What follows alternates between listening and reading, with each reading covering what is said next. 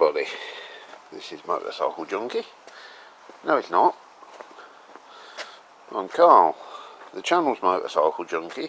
This is my very dirty Interceptor, which I really need to clean but I can't be arsed. And this is my Chinese shitbox, which I really ought to set fire to but I can't be arsed. Anyway, the carb I ordered for it has turned up. We're going to put it on, or we're about to put it on, but then I realised it's in there. I've ordered the wrong fucking carb, so I think it'll go. I think we can make some changes, but it's one of these things where there was two options, two different types, and I just left it to default and it picked the wrong one for me. So shit happens. Anyway, we're going to get that old one off. I thought I'd show you a new toy I've just bought. All my power tools are Ryobi. The reason I buy Ryobi is because they all use the same battery, so I can buy several tools and same battery. Now, excuse me, I've always wanted one of these power ratchets. You've seen them with like a ratchet bar that I'll show you in a minute. I decided I wanted a Ryobi one, but when I looked online they're 120 quid, and that doesn't include any battery, that's just the bare tool. I'm not 100% sure it's something I'll use on a regular basis, so I've gone on eBay and I've bought a cheap Chinese one, 27 quid. There. The idea being, if it works, it works. And if I use it and it blows up, then I'll buy the more expensive Ryobi, but this is a cheap way of testing out whether it's something I'm going to use. So basically 12 volt battery, and then you rotate the button on the top for whether you're undoing or doing up. So yeah, we'll have a play with that today. I was going to use it first time ever to take this carb off, but then straight away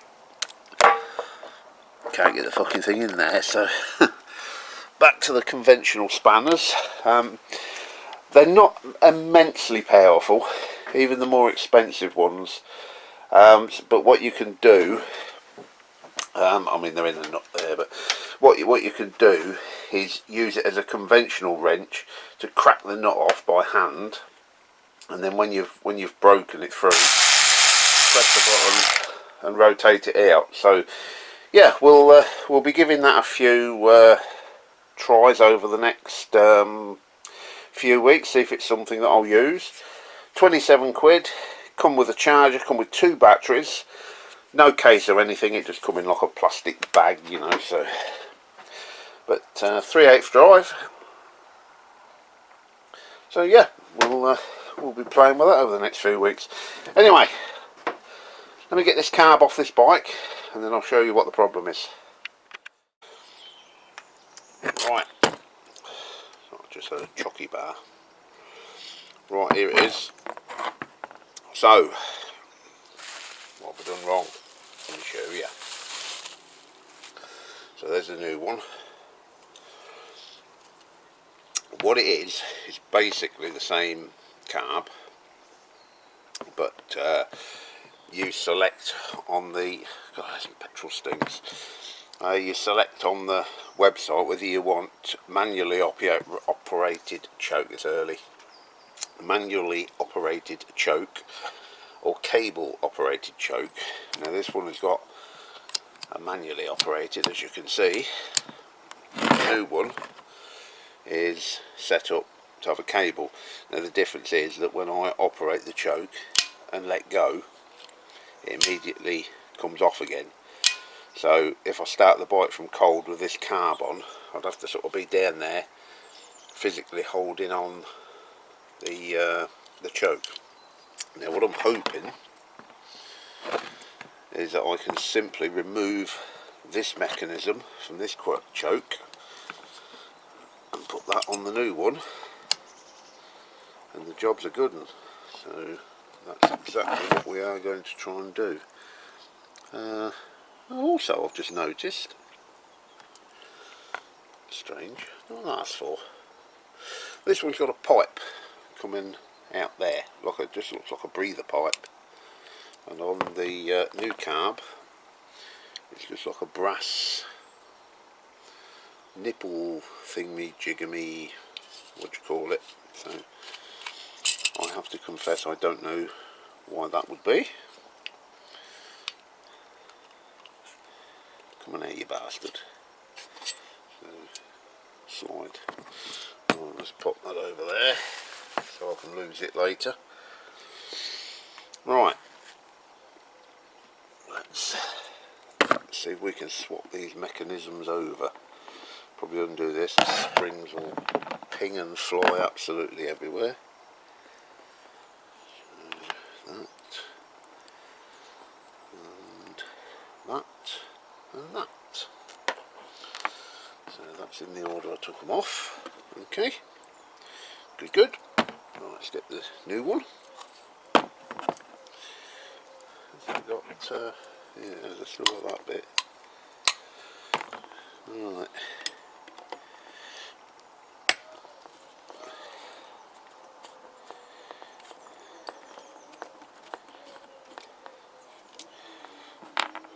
Off with that, off with that. Yeah, I can see that's got a spring around it. I'm hoping this is going to be a very simple fix. So, on with that washer, on with that. Oh, I've got upside down.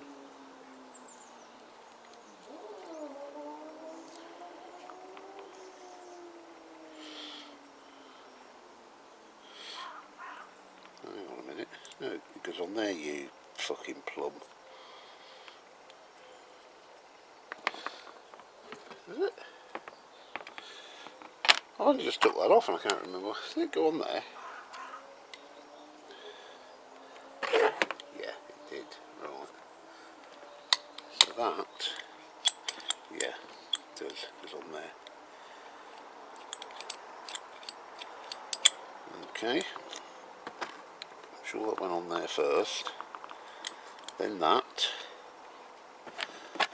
Then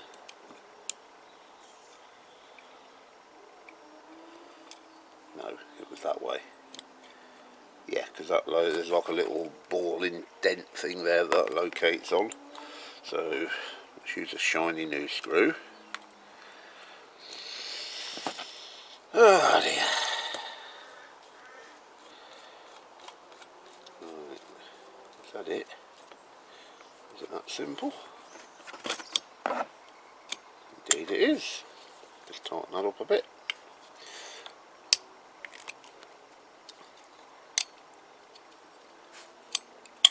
Manually operated choke. In there. Sorted. Now the only difference is that. So, don't know why that there has just got like a brass plug in it and that one's got a breather. But we'll put it on. Maybe one of you guys can tell me. But maybe it'll all be fitted and working by the time this video goes out and you've informed me. So, alright, let's take that off there. Put the fuel bin pipe in.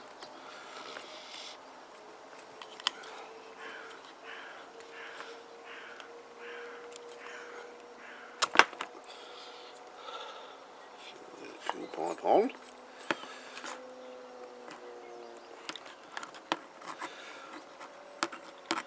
Now I'll get some pliers for that. Right, we are going to fit this on the bike. I'm not going to film that, and we'll bring you back for the fire up. Right, it's on. Choke's on. Fuel's on. Let's see if it'll go.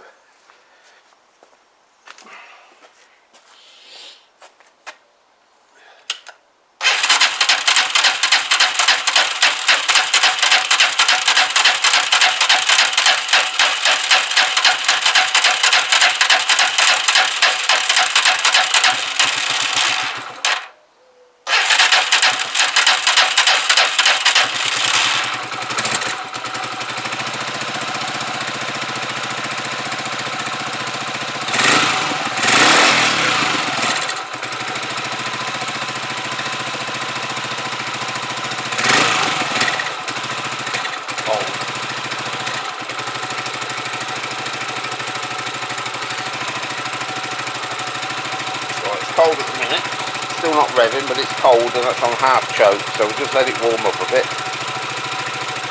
Hopefully that's cured it. If it hasn't, I am going to burn it.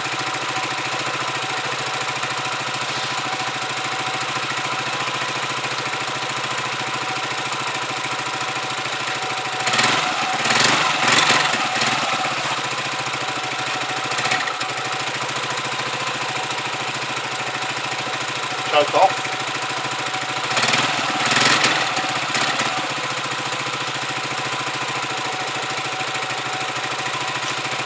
Definitely idling better. I'll just let that warm up.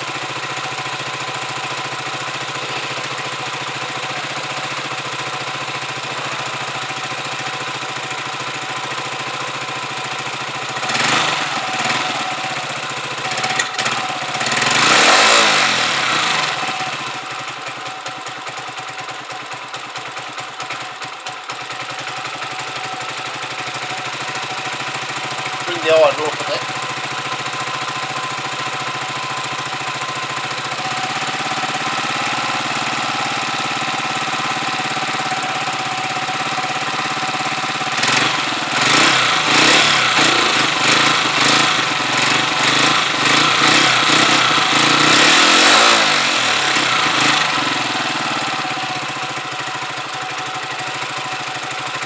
About 8:30 on a Sunday morning, so I've got to be a little bit careful. Well, having said that, my neighbour just started his bike up and rode off on it, so I'll come. Right, let me warm that up and I'll turn the camera back on. Right, that's been running sort of 5-6 minutes now, and I think it's sorted. I think we're there. Rev counter's still a little bit suspect, but as you can hear, she's ticking over nicely.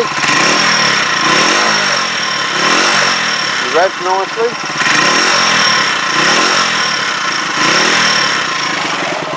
I mean, subject to a road test, I think she's ready. I think we're done. I think she's MOT-able. And on that subject, let's turn it on. Do I want to do that?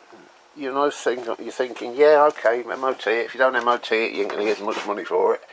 I'm absolutely fucking tired of this bike, to be honest. I just want to see the back of it. So, why wouldn't I MOT it? Insurance. I've got to insure it to be able to take it down to the MOT station. Yes, I could put it on my trailer. But then I believe it needs a road test. I mean, there's no reason to suspect there's anything wrong with it, but I need to run through all the gears and everything and give it a good old run before I would confidently sell it to somebody. It's going to cost me 80 quid to insure it. Do I want to spend another 80 quid on it? I don't know. I'm tempted to just chuck it up for sale, sold as seen, probably okay, but take your chances.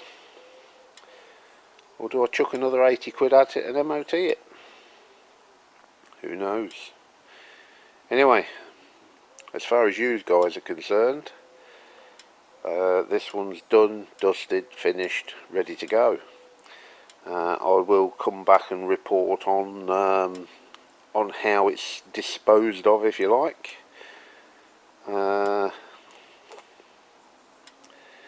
But yeah, I think we'll just put her in the corner and no rush, decide what we're going to do with it.